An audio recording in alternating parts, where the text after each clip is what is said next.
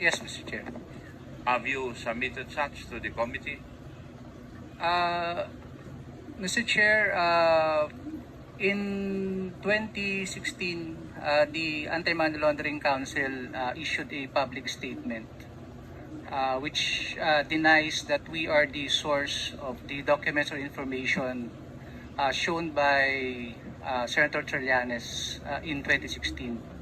And in September 2017, Mr. Chair, the AMLC also issued another public statement denying that we are the source of the documents and information attached by Senator Trillanes in the complaint he filed before the Ombudsman.